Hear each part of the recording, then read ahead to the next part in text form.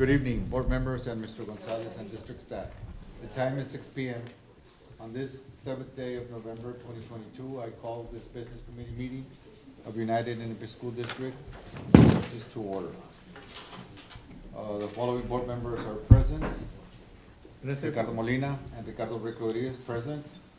Let the record show that this meeting has been duly called and that the notice of this meeting has been posted in accordance with the Texas Open Meeting Act.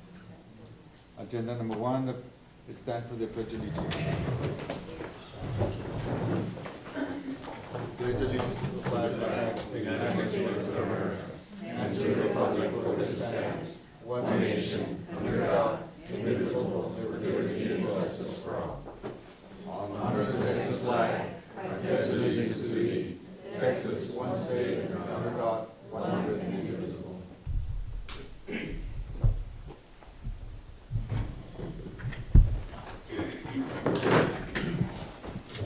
Agenda item number 2, public comments. This time, sir, we have no public comments. Right. Want to say something? Yeah, okay. Hello, I haven't seen you in a while, well, in the new boardroom. They haven't changed the clock. It's ADA, yeah, I like it. Yeah, I just like to welcome all of you and give you thanks for all your support and the time you give to United. Very important, you know. I never get to acknowledge any of you, but you know, I'm very proud of all of you. I think we're doing very well because of you, not because of me or Rick or anybody else. And I just want to give you the credit you all deserve. And thank you again, and say hi to everybody. Thank you. Thank you, Mr. Molina. Agenda item number 3. Item A, approval of monthly disbursements. Good evening, Mr. Rodriguez, Mr. Molina. The Division of Finance presented the disbursements for the month of October. Well, at this time, we don't have any questions over the disbursements. And we're good. Item B, approval of budget amendments. Yes, sir, we have 2 budget amendments at this time. Let me just get to that item. The first budget amendment is just to allocate the funds of the closing of the food production center land that we bought off the Killam's. The district paid just shy of $1,100,000 for the additional 2 acres that the district aid was able to purchase. It was a total of, I think, 10.77 acres, and the state paid for 8.77 of those acres. But the district felt for growth purposes that we'd buy an additional 2 acres, so that's our share. The state, the overall price of the land was $4.4 million. The state paid $3.3 million, and we paid the difference of $1.08 million, with additional about $2,000 of closing costs. That was BA 2302. BA 2303, we're incurring construction costs in function 81. We, with the budget that we had to adopt, we only had allocated $250,000 to that. We have several construction projects that are underway, so we're gonna add $640,000. We might come back with this budget amendment as we get closer to the end of the year and we see how many more projects we need to complete within the district. But for now, it's just $640,000. That will be, both of these budget amendments will affect the fund balance. And we have any questions, any further questions? I'm good. Thanks. Thank you. Item C, approval of property tax refunds for the month of October 2022. Good evening, Mr. Molina, Mr. Rodriguez, Mr. Gonzalez, members of the audience. I bring to you the tax refunds for the month of October. We have a one overpayment of $781.83 for John Britton. There's no loss of revenue to the district. This account is paid in full. Do you have any questions? Thank you. Thank you. Item D, approval of amendment number 4 to the design build contract with Line Decker Construction of Texas Inc. for the new aquatic center facility to increase the contract guarantee maximum price of GMP amount related to the installation of a large ceiling fan to upgrade the facility's ventilation system. Good evening, Mr. Rodriguez, Mr. Molina, and staff. The amendment number 4 is with Line Decker Construction to increase the GMP by $26,880.60.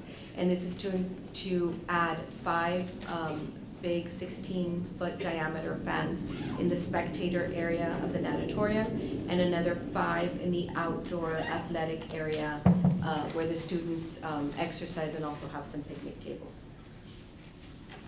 I was gonna ask you, there wasn't on the original contract, or that were? No, I think that was one of those value engineered items that when they were working on the GMP, they took it out of the contract, and so now, after, the aquatic center's now been underway, there have been spectators that feel Well, the that. thing is, it just opened, so it couldn't get any bigger, Yeah. So and all these additions. Yeah, the electrical, everything is already there, so this is just for them to install the fans. Thank you. Thank you. Thank you. Item E, approval of awarding bids, proposals, and qualifications. We have the following for your consideration: RFP 2022-056, food banking supplies to Econ OPAC LLC, Flavor Seal, and Plascon Packaging Inc. RFP 2022-050, that's our student information system, and the recommended vendor is Skyward Inc., with IS Corporation doing the hosting of the data. So it would be 2 vendors there. RFP 2022-051, childcare monitoring, management, and support system to Elio. RFP 2022-047, identification and access management system to Microshare for the amounts listed for the years listed.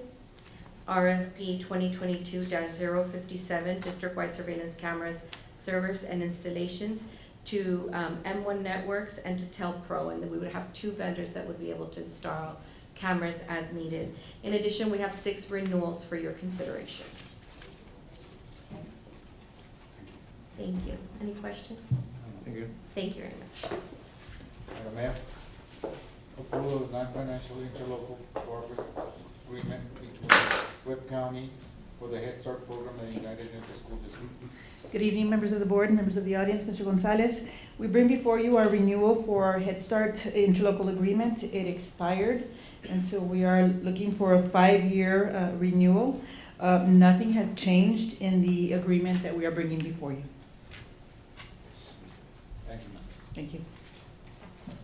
Item G, approval of the first and final reading of the FFH exhibit, student welfare, freedom from discrimination, harassment, and retaliation. Yes, good evening, Mr. Rodriguez, Mr. Molina, Mr. Gonzalez, and members of the audience. For this item and item H as well, we brought those last month. They were revisions based on a change in personnel, specifically a change in the Title IX coordinator for student-on-student harassment. And there needs to be some slight revisions for some title changes and emails and phone numbers for those exhibits. So it's not a policy per se, it's just an exhibit that's attached to the policy. And we need your approval since there was approval last month. Who's enforcing the discrimination and harassment and all that stuff? The title change correlates with a Michelle Farias is the Title IX coordinator for student-on-student harassment and students. She's also a student services manager. And then for employee on student harassment, it is still Ms. Rita Gardner. That has not changed. So turn in the list to the superintendent, that like the reports that kids are getting harassed, not just her, look at them, which somebody, probably there's a bunch of them. Okay. That's probably something that we can discuss with the superintendent, sir. Yes, sir. And we do work very closely with Ms. Farias and Ms. Garner anytime there's an allegation of All harassment. the bases on that. Yes, sir. Absolutely. Well, No, they there's- need to report to the supervisor and I get that information as well, yes, sir.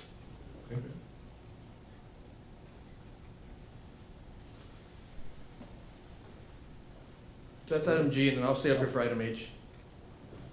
Approval for the first and final reading of the FB exhibit, equal educational opportunity. Yeah, and as I explained just now, it's the same change. We're changing the title and phone number, email information only, just so they can be updated on the online policy when someone goes to go check it.